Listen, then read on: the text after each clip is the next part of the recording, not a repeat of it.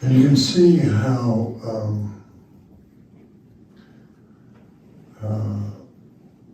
you can think, well, what's the tail for you? And you can see how there are all sorts of things in the tail. God, I hated that X. Somebody's kind of crazy, and I think if they weren't so crazy, they'd be a really good friend. And that's a tail, right? And sometimes you feel, maybe I'm a bit crazy. You know?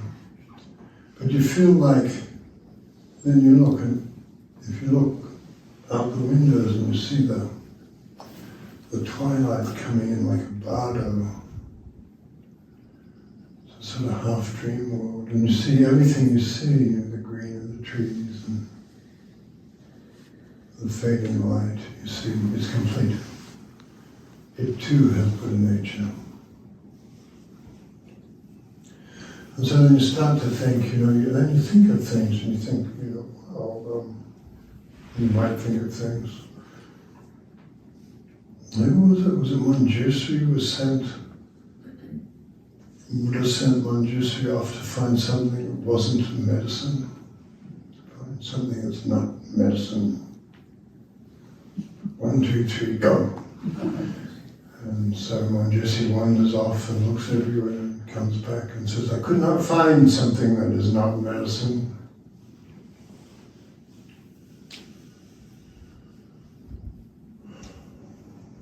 And so even the tail, even the thing you're sure you failed at, or even your dread of failing, it prevents you from trying. The tail is always there, right? And then, you get really sick, and you go in and the doctor says, Raymond Carver has this great line, the doctor says, the news is not great. In fact, it's very bad. So it's like that. And so the doctor, but then, what a wonderful thing it is to just even the experience of taking in bad news and walking out into the city streets and feeling the life of this earth and what it is to be alive. And while you're alive, you're alive. And after that, you have to deal with the bardos, We do the instructions for that tomorrow. And you see that the tail is in everything, the splendor of it. It's like the Ling Yun was walking along, a pilgrim walking along, there's a famous story and you know it. And he's walking along in a canyon and he's been walking a long time, he's been meditating and he's tried this technique and that technique, and because there's always someone wanting to give you another technique, and in all sincerity. And so he's walking along, but he realizes in a way it's kind of not so bad walking along, trying to get enlightened, Could be worse, And he's on a canyon, walking around a canyon. He walks around the canyon on the opposite face. He realizes it's spring because there's a peach tree in bloom. And the shock of the peach blossoms awakens him. And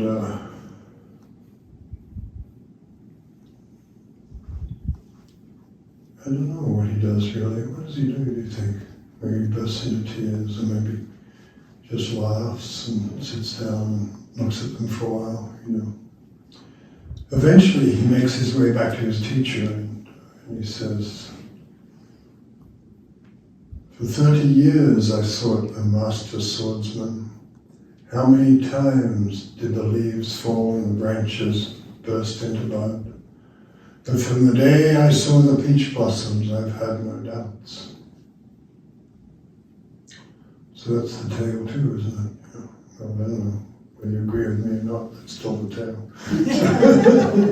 So, that's the tale. And then Keizo, Japanese teacher, long after when the last people are really trying drag the Soto school into koan work. He said, the village peach tree blossom peach tree was not aware of its own crimson, but still it freed Ling Yun from all his doubts. The tail was not aware that it was a tail. So, you know, when you're sitting in the meditation hall,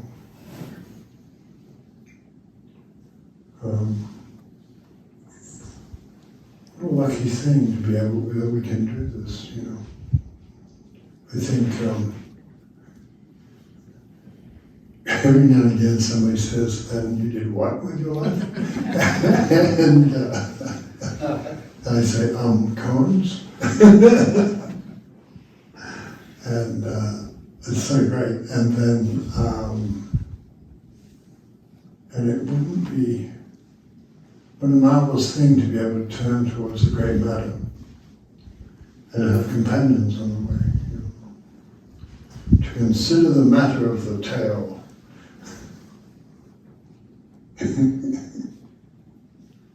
One of the teachers I studied with, he would do this, he'd get down, and he had kind of a big butt, and he'd what a marvelous thing to tell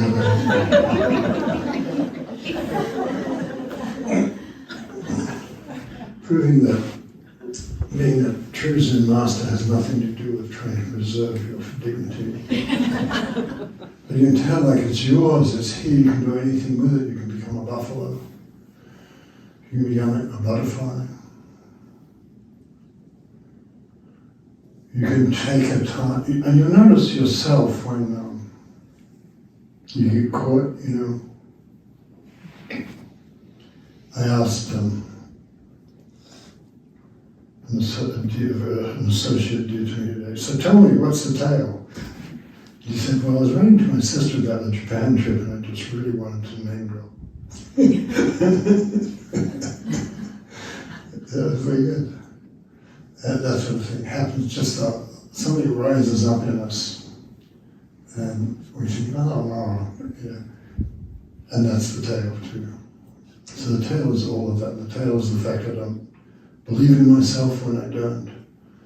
But also you can tell when you enter anywhere, enter the difficult places, you'll find that even those, you know, you say everything is everything is luminous, right? That's, you know, Zen cliche of the day. And, but it kind of is true. That's the thing about good cliches, you know. Someone said to Joe, the great way is not difficult, he said. It just avoids picking and choosing. And someone said, isn't that a cliche? In mouthy students back in ancient China too. And Jojo said, well, fair enough, but I haven't found a better way to put it. So yeah, everything shines. So you see that, and then the question becomes, what about your sorrow? You know, what about the shit? What about, what about when you really get pissed off? And if you really look, it's there too. Makes it hard to be pissed off for a long time and so on, or sorrowful for a long time for that matter, really. But you see, oh, the Buddha nature, that shining quality is in all of it. It's been nice.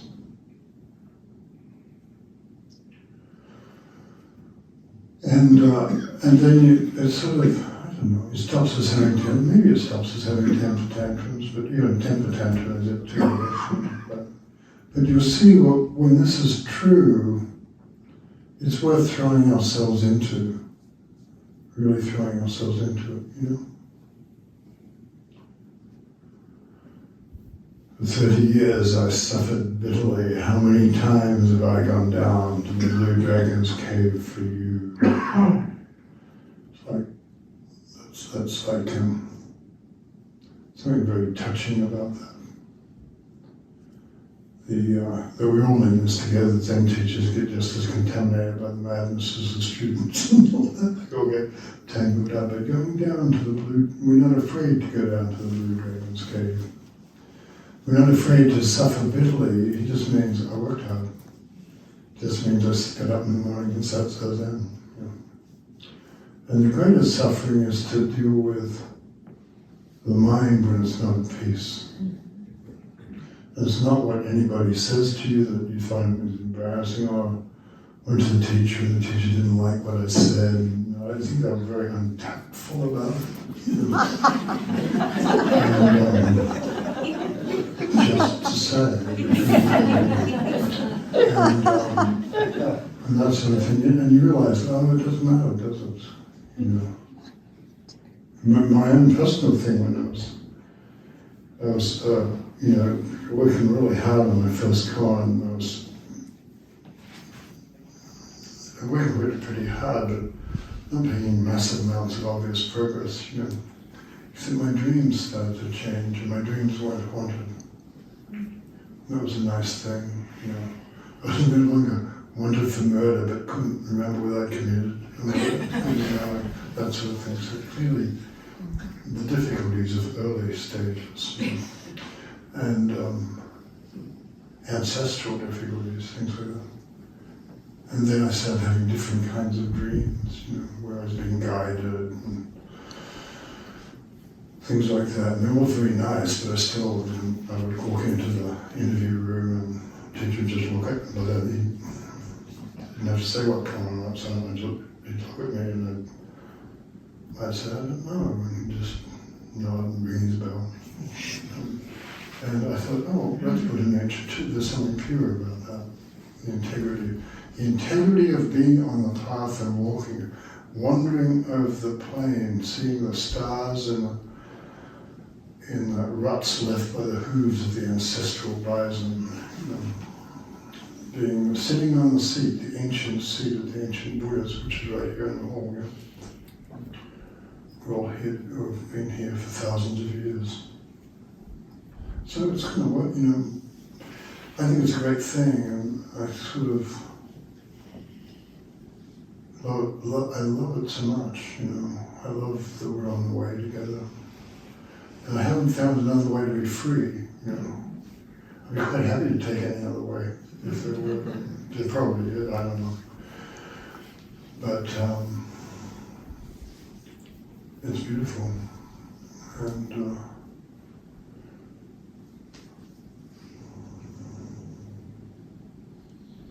and you have that feeling that's strange, the strange way the world supports us, right? Weird stuff happens, like I have time for an irrelevant story.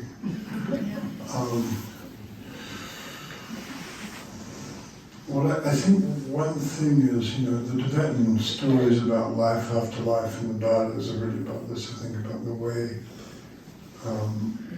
we get mysterious help and we become something we had not planned to become. And the transformation actually happens. After a while we realize we're spending a lot of time trying to stop it from happening, stop awakening from happening. But if I don't have a little telephone booth around me, what will I do without a very confining, if I do come out of the bathroom, what will happen to me? Like a kid who's locked themselves in the bathroom. And so that's what we're like when we're protecting ourselves. And if I risk trying to do something or risk failing, And then gradually in Zen you realize there's no success or failure. It's the one thing you can't fail at. The irrelevant story, I don't know why I'm telling this, but it comes to me. It's about how the universe, something sinks down there and comes out, and it's for you. This painting behind me has, sometimes you come up and look on the right. These are, the thinner ones are goannas, and the fat ones are saltwater crocodiles. and the little squiggle to the right says A Swan. And that was somebody's name. The artist's name was, her name was Anne Swan. And long ago I visited in Australia. I was teaching, but I went out to